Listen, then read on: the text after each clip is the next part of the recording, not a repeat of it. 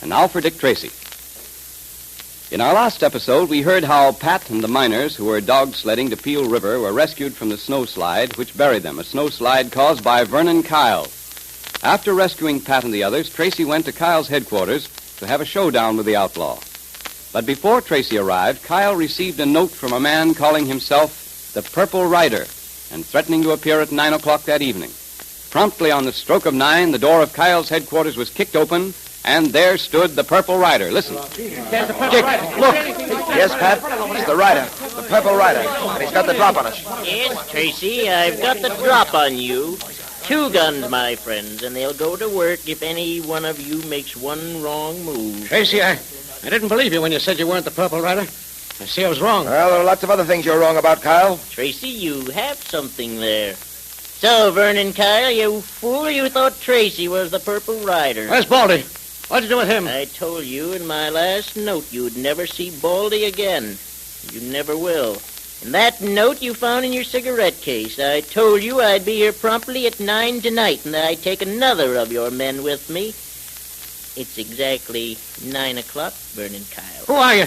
Take off that purple hood. Never mind who I am. All you need to know is that I'm not a friend of yours. You'd know me, Vernon Kyle, if you could see my face. We've met before. What are you going to do?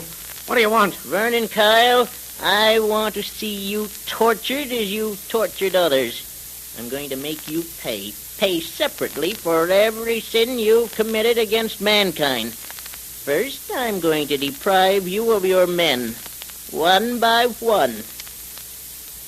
I'm going to remove this gang that's done your dirty work for you and protected you. One by one, Vernon Kyle, I shall take them with me. Then, Vernon Kyle, when you're all alone, I shall come for you. You can't stop me, and you can't escape me, and you can't harm me. I can see you're a little worried, Kyle. Don't try that, Mr. Tracy. You're pretty sharp, Purple Rider. I thought I saw my chance. I intend no harm to you, Tracy. Yes, I know. You implied as much in your note. I appreciate your motives. And I'm grateful for the fact that you're trying to help me. But you're not going about it in the right way. You've taken the law into your own hands, and I can't permit that. You have no choice, Mr. Tracy. Perhaps not. But you might as well know now that I'm going to do all in my power to stop you. You must do your duty as you see it, Mr. Tracy. And I have my duty as I see it. I'm going to rid the world of such people as Vernon Kyle and his outlaws. I said that people. I meant Vernon. The world will be a better place without him, and you must agree to that, Mr. Tracy. Yes, I know, but... Then we have no quarrel that I can see. We both agree that Vernon Kyle and his men must be put out of the way. We only disagree in the manner of doing it. You can't get away with this. Whoever you are, I'll get you for it. Stop blustering, Kyle. You. What's your name? Me? Yes, you. Everybody calls me Bill. Well, Bill, how would you like to go where Baldy went to? Where did Baldy go to? You'll find out, Bill. And now, you're coming with me. No, listen. For the love of Pete, be reasonable. Bill, I can name many occasions when someone begged you for mercy. And you didn't give it. Someone who wanted to go on living as much as you do, but whose life served a better and more useful purpose. Say goodbye to your friends. You'll never see them again. You men, stop him. Don't let him get away with this. We don't see you lifting your hand to stop him. Nor will you. You men, take a look at Kyle now. Take a good look at the man you've been working for, and you'll begin to see Mr. Kyle in his real colors. Rather a bright yellow, I'd call it. All right, Bill, move. Listen, Move! Yeah, sure. Goodbye, gentlemen. I will call again very soon, Vernon Kyle, for another of your men. Farewell. Farewell. Look out, Pat. Let me go after him. Don't be a fool, Dick. And surely get Get out of my way, Pat.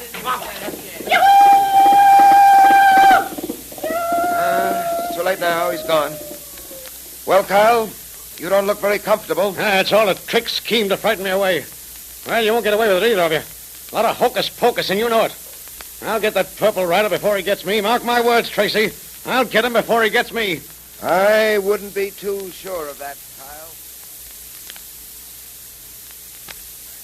Any word from Bill or Baldy yet, Kyle? No, not yet. Looks like the Purple Rider meant what he said, all right. We'll never see him again. Baldy or Bill. Who do you think will be next? Stop that kind of talk. I tell you, Tracy's behind that Purple Rider trying to scare us into leaving town. Well, he's going to find out we don't scare that easy. What are you going to do? Tracy thinks he's got me buffaloed. Well, we'll see about that. He's having this Purple Rider pick us off one by one. We won't just sit around waiting to be picked off. Maybe we'll do some picking off ourselves. You mean you're going to... If Tracy can send someone around to capture people, so can I. Capturing Tracy may be too great a risk. Besides, he don't scare easy. He may have an iron nerve, but there's one thing he wouldn't be able to hold out against. And that's the kid. No, I don't Junior. get you, boss. Well, suppose we were to get hold of that kid, huh? Grab him while Tracy wasn't around. How do you suppose Tracy would feel then? What do you think he'd do? Gee, I don't know, boss. Well, I'll tell you. Tracy's crazy about that kid. If we held the kid where Tracy couldn't get to him, he'd do anything we wanted him to do. We'd be able to twist Tracy around a little finger. And that's just what we're going to do. And listen to me. Yeah, go on, Vern. You know that hideout up in the hills about 3 miles? You mean the one on the edge of the precipice? Yeah, that's the one. You're going to get hold of that kid, Junior, and take him up there.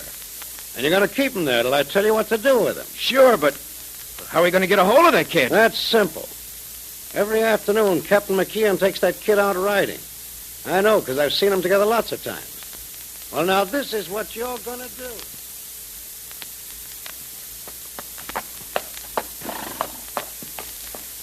Oh, gee, Captain McKeon, it certainly is great up here in the mountains. Yeah, isn't it, though? Junior, the man who first saw this and said it was God's country, knew what he was talking about.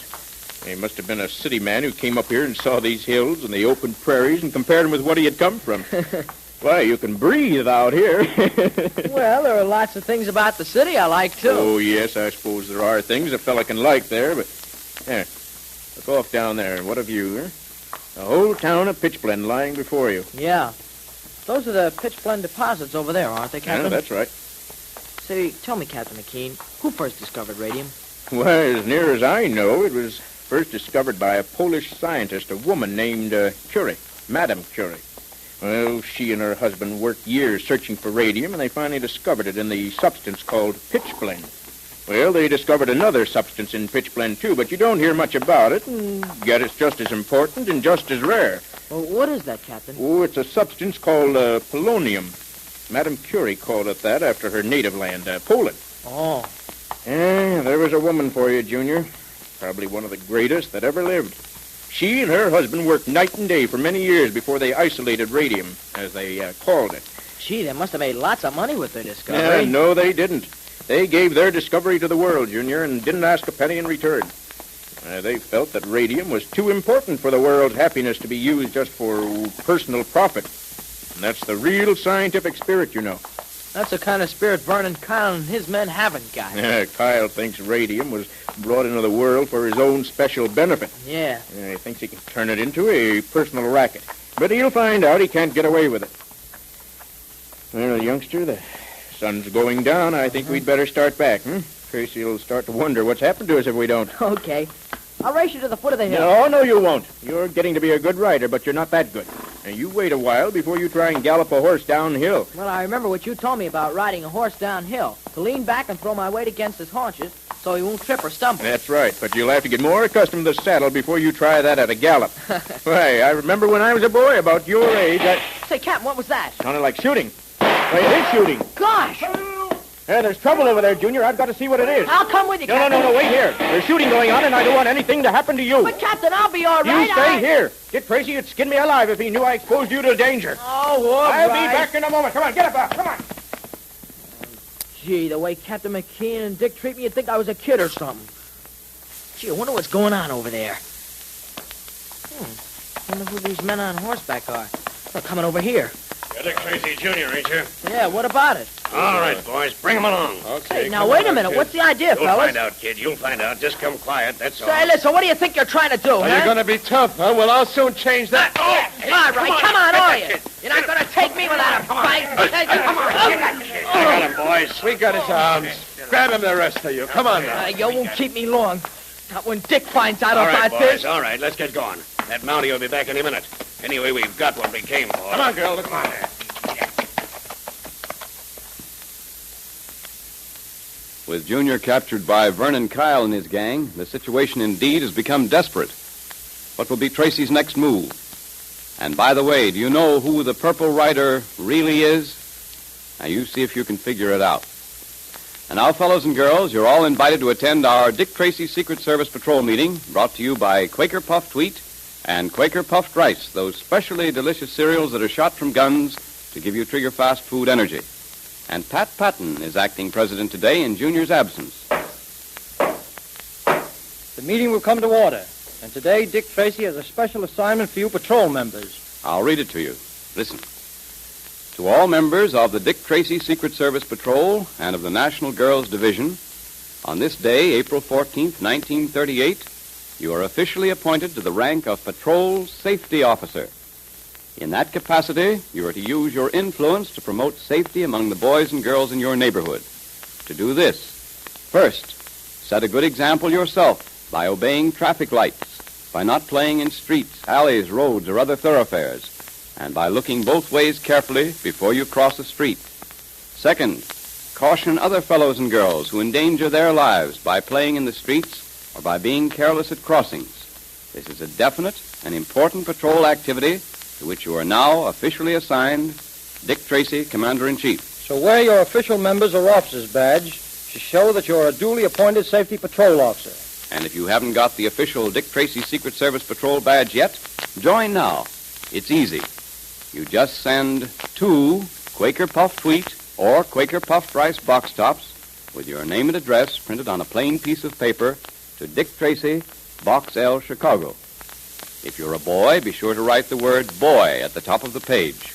And if you're a girl, write Girls Division and mail it with your 2 box tops to Dick Tracy, Box L, Chicago. Then Dick sends you your official badge, your secret code book, and patrol pledge. And at the same time, you're getting lots of trigger-fast food energy every day from your swell breakfasts of Quaker Puffed Wheat and Quaker Puffed Rice, because those 2 different delicious cereals are shot from guns. So ask Mother now to get you some Quaker Puffed Wheat and Quaker Puffed Rice at the grocer's right away.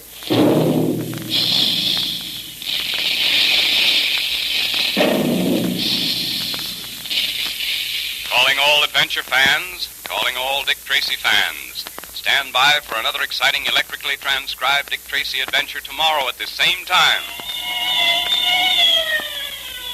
There goes Dick Tracy now. That is all.